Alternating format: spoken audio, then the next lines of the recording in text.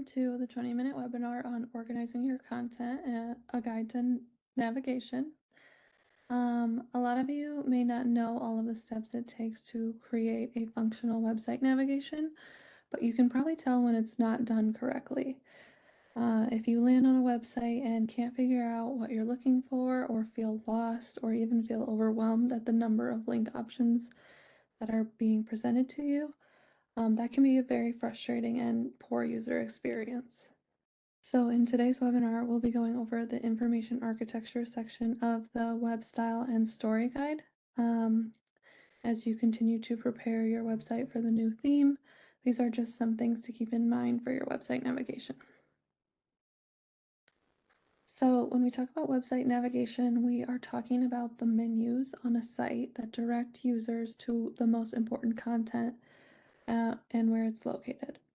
This content is important for visitors and search engines because it works as a map to show how the pages on your website are connected.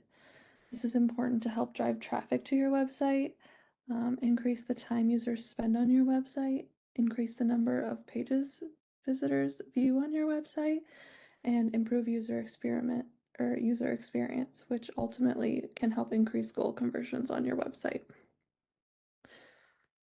So, the first step when we talk about reorganizing our website content is to organize the content that you currently have.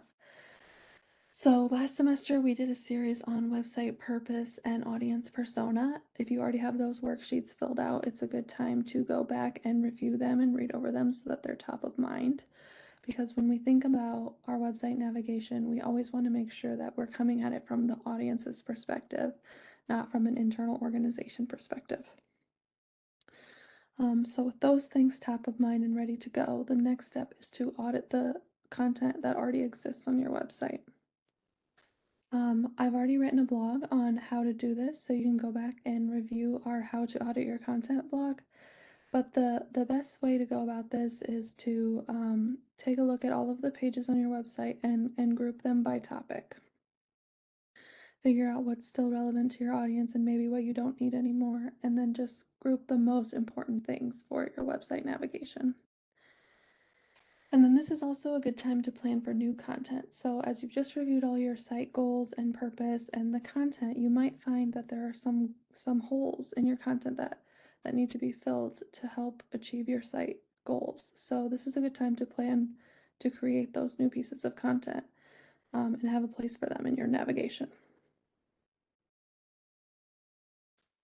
So when we talk about grouping the audited pages and topics, it's important to keep in mind that audience perspective and how they're coming to your site and what they're looking for. So the style guide gives this example. It is more likely a visitor will arrive thinking, how do I pay my tuition bill, than I am a current student.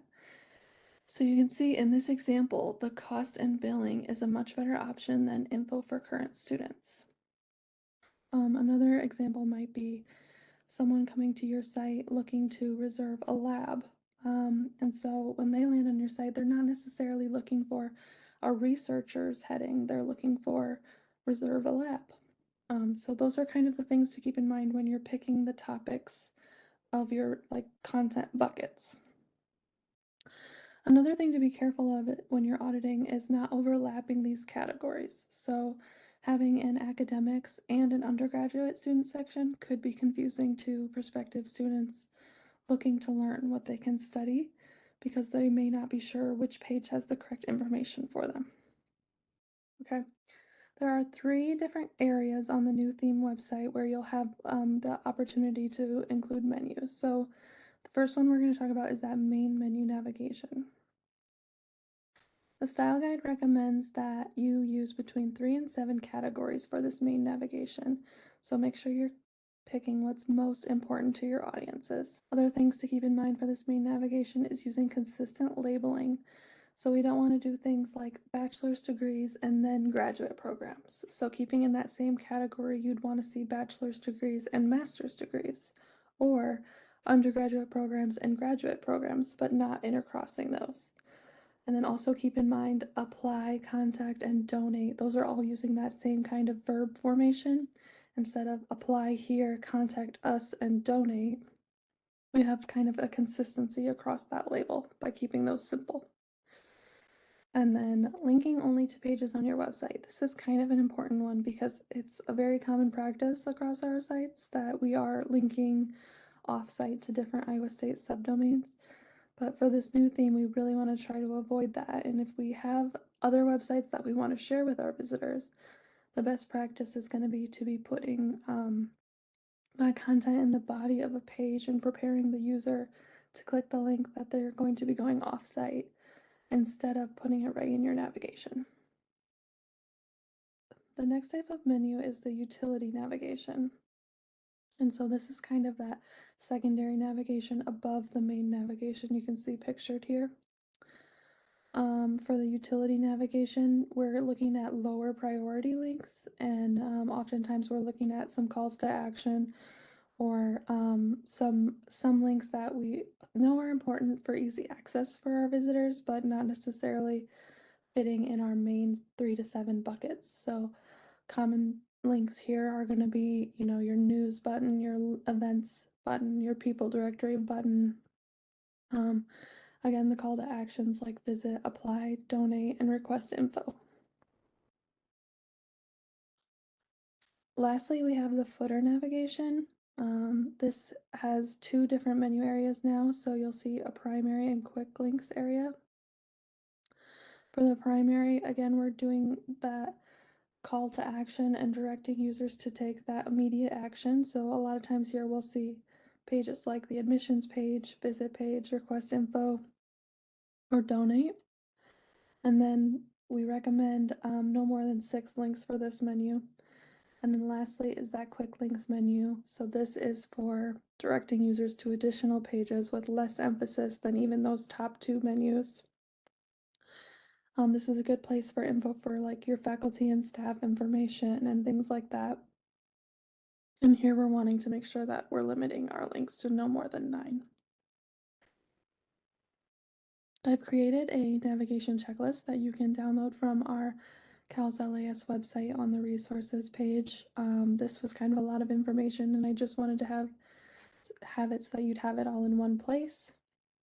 It includes reminders such as making sure you're accounting for all of your content, featuring only the most important to your audience, making sure that you're using jargon-free terms, because we want to avoid that curse of knowledge where we're assuming visitors on your site have the same background or institutional education that you do.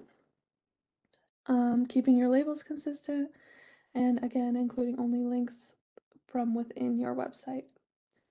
So when you're ready to reorganize your navigation, I encourage you to download this quick checklist and use it as you're organizing. Lastly, I just wanted to give a quick review on the website navigation. So remembering that these are never a one and done thing, and we can always make updates as needed to our websites. So I encourage you to show your new website navigation kind of categories to outside peers or potential audience members and see if everything makes sense to them. Get a second set of eyes on it. And then once you have these live on your site, we can always go back and make some changes. So if you're not seeing the results that you were hoping for in your analytics, we can do things like changing the wording of the menu item, changing the location, or even increasing like the contrast by changing the button color and things like that. So there's always things that we can do to work to improve and make sure that you're hitting those targeted goals for your website. And it's important to be watching those analytics and keeping that all in mind. So that's all we have for today's webinar. I hope you found this content useful, and if you have any questions, as always, reach out to us at websupport@iastate.edu, and I'm happy to set up one-on-one meetings with anyone who would like to strategize. Thank you.